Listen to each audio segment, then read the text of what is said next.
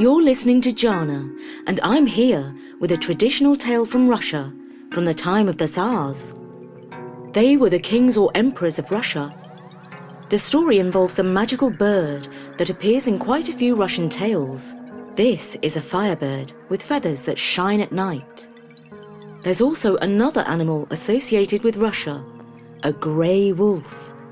But before we start, I'd just like to dedicate this story to Daniel, Ava, Julian and Ian, who kindly support Story Nori. The Firebird and the Grey Wolf.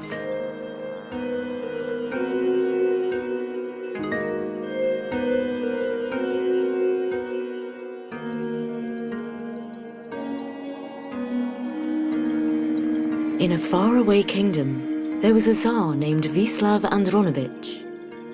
He had 3 sons, Dmitri, Vasily, and the youngest, Ivan. The Tsar owned a garden so grand that there was no garden in any country in the world that could compare with it. In the middle of the garden stood his most precious tree, one that grew golden apples. But then a firebird became a regular visitor to Tsar Vislav's garden. It had golden feathers, and its eyes were like oriental crystals. This magical bird flew to the garden every night and sat on Tsar Vislav's favourite apple tree. It sat for a while, lighting up the garden with a golden glow, before nibbling at some apples. The firebird then plucked a particularly large one, gripped it tightly in its talons, and flew away. Tsar Vislav became more and more upset, because every night he lost more and more of his golden apples. Eventually, he called his 3 sons to him and said, "My dear children, which of you can catch the firebird in my garden? Whoever succeeds shall have half my kingdom now, and the rest when I'm gone." His children, the princes, cried out with one voice, "Dear Father, your Royal Majesty, we will do our utmost to catch the firebird alive." On the first night, Prince Dmitri went to keep watch in the garden and sat under the apple tree from which the firebird was picking apples. Unfortunately, he fell asleep and did not hear how the magical bird flew in and picked a great many apples. In the morning, Tsar Vislav Andronovich called his son Dmitri to him. "Well, my dear son, have you seen the firebird or not?" Dmitri answered, "No, my dear Lord Father. She did not fly in last night." The next night, Prince Vasily went into the garden to watch for the firebird. He sat under the same apple tree and, after sitting for an hour or 2, fell soundly asleep. He too did not hear the firebird fly in and nibble on the apples. In the morning, Tsar Vislav called him and asked, "Well, my dear son, have you seen the firebird or not?" "Dear Sir Father, she did not fly in last night." On the 3rd night, Prince Ivan went into the garden to keep watch and sat under the same apple tree. He sat there for an hour, then another, and then another. Suddenly, the whole garden lit up, as if by a great star. The firebird flew in, sat on the apple tree, and began to pluck the apples. Ivan crept up to it so skillfully that he grabbed it by the tail. However, he wasn't able to hold on to it. The firebird broke free and flew away. Ivan was left with only 1 feather from the tail in his hand. In the morning, as soon as Tsar Vislav awoke from his sleep, Ivan gave him a feather from the firebird. Tsar Vislav was very happy that his youngest son managed to get at least 1 feather from the firebird. This feather was so wonderful and bright that if you brought it into a dark room, it would shine as if a great many candles were lit in that room. Tsar Vislav put the feather in his study as a thing that should be kept forever. After losing a feather, the Firebird did not fly into the garden again. Tsar Vislav again called his children to him and said to them, My dear children, go on a journey. Find the Firebird and bring it to me alive. And as I promised before, the one who brings the Firebird to me will receive half my kingdom. Dmitri and Vasily were already jealous of their younger brother Ivan, because he had managed to pull a feather from the tail of the Firebird. They took a blessing from their father and went off together to find the magical bird. And Ivan also began to ask his father for a blessing for this. Tsar Vislav said to him, My dear son, my dear child, you are still young and not used to such a long and difficult journey. Why leave me? What if all three of you do not return for a long time? I am already old. What if God, in his wisdom, calls me to the next world while you are gone? The kingdom will be left without a ruler. But try as he might, he could not dissuade young Ivan from trying his hand at finding the Firebird, and he too set out on his way. Along his journey, Ivan came to a sign with 3 directions. Straight ahead promised hunger and cold. The right promised to cost him his horse, but spare his life. And the left threatened to take his life, but spare his horse. Ivan chose the right path. After riding for many days, a great grey wolf jumped out in front of weary Ivan. "Oh, you boy," said the wolf, which is something like, Your Highness. "Did you not read the sign that said you would lose your horse if you came this way?" I did, Sir Wolf, replied Ivan. But it was better than freezing to death or losing my life. And as soon as he said these words, the horse threw him to the ground and ran off. Ivan was very sad about his horse, but this was no time to cry. He continued on foot, incredibly tired and longing to sit down to rest.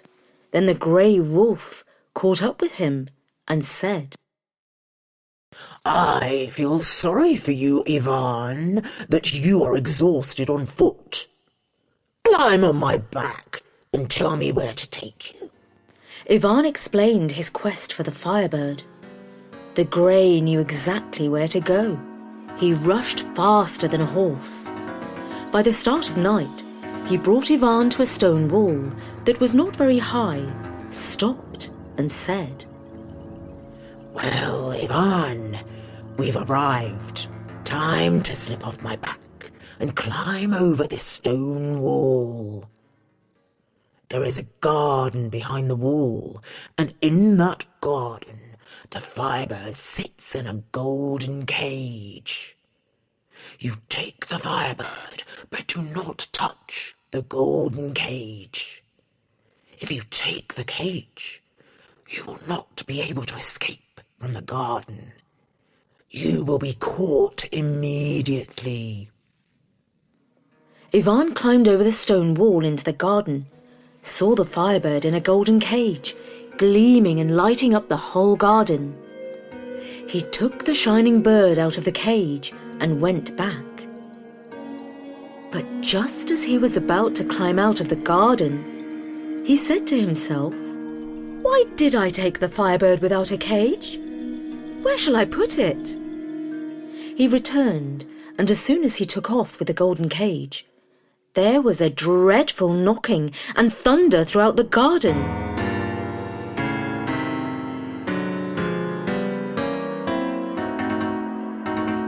The guards immediately woke up, ran into the garden, and caught Ivan with the Firebird. They brought him to their king, whose name was Dolmat. King Dolmat became very angry with Ivan and shouted at him in a loud and angry voice. "Aren't you ashamed of yourself, young man? Where are you from? And who is your father?" Ivan said to him, I am from the kingdom of Vislav. And my name is Ivan. The Tsar is my father. Your Firebird flew into our garden every night and plucked golden apples from my father's favourite apple tree. For this reason, my father sent me to find the Firebird and bring it to him. Well, you've gone the wrong way about it, but I shall give you a chance, if you'll do me a favour. Go to the thrice 9 lands and fetch me a golden-maned horse from Tsar Afron. If you do this, I will forgive you and give you the Firebird with great honour. But if you fail to do this favour, then I will let all the world know you are a dishonest thief. Ivan left King Dolmat in great shame, promising to fetch the golden-maned horse. Oi, you goy, young man! Ivan, son of the Tsar! The grey wolf said to him. Why did you not listen to me? Why did you take the golden cage?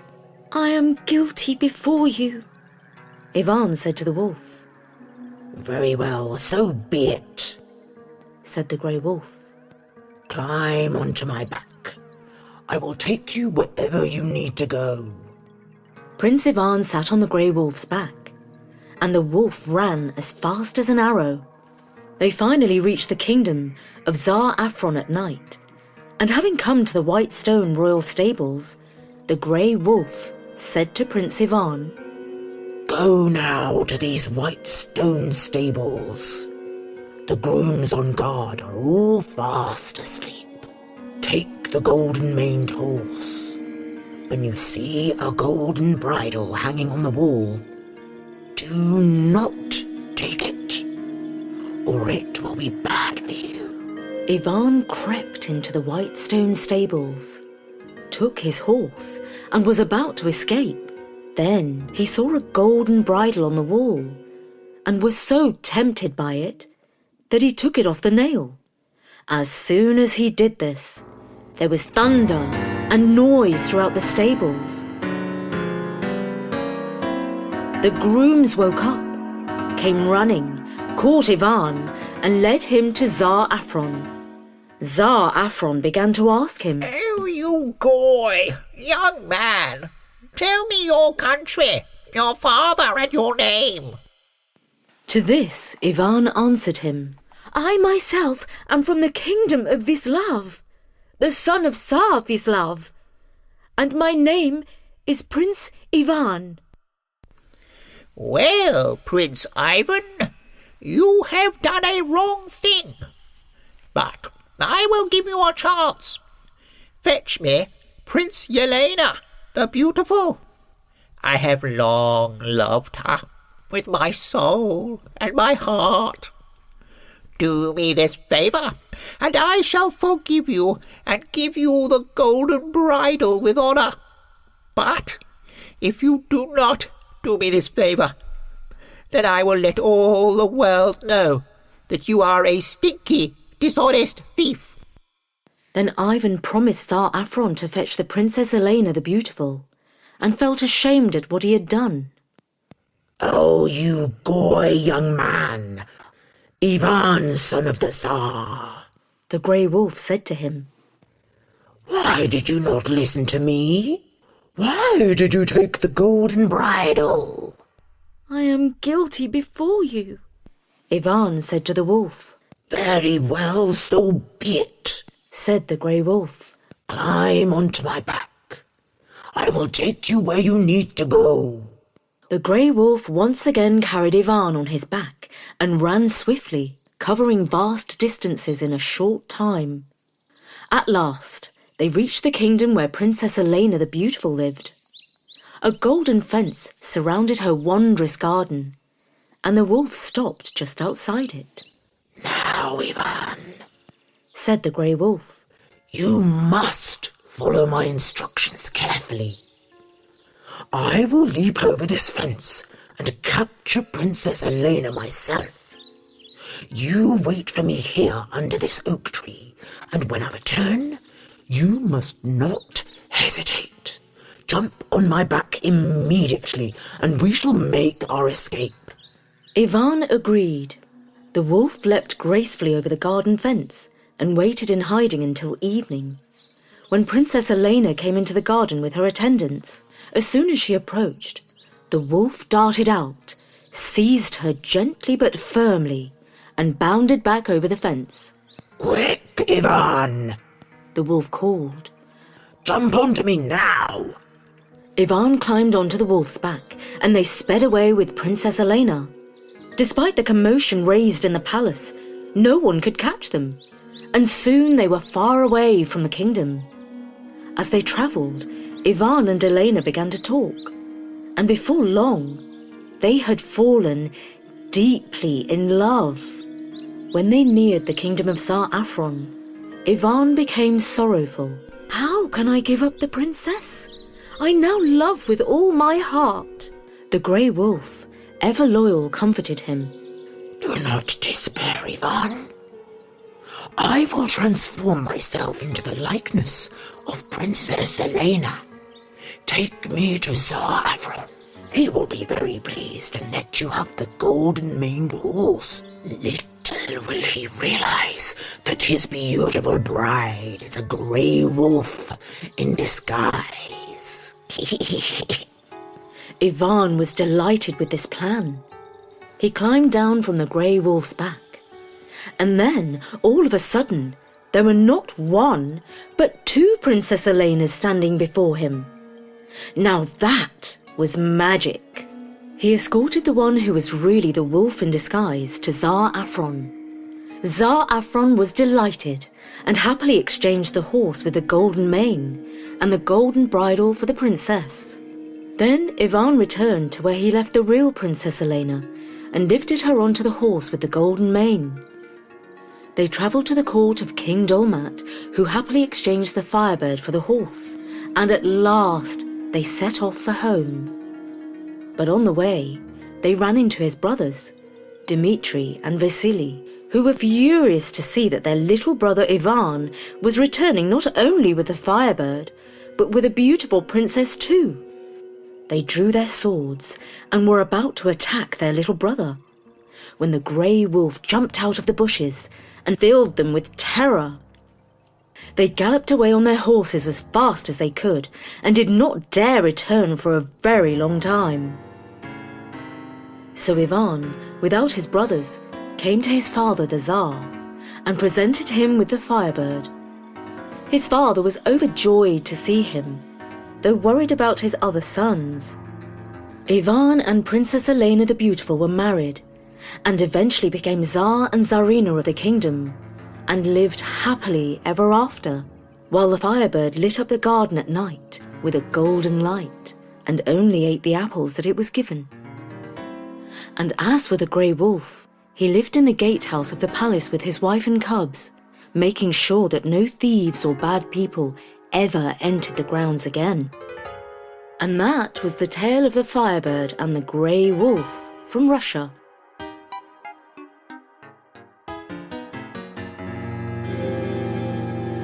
We really hope you enjoyed this adventurous fairy tale, and I'd like to thank Daniel, Ava, Julian and Ian, and their mother Julia, who kindly support Story Nori.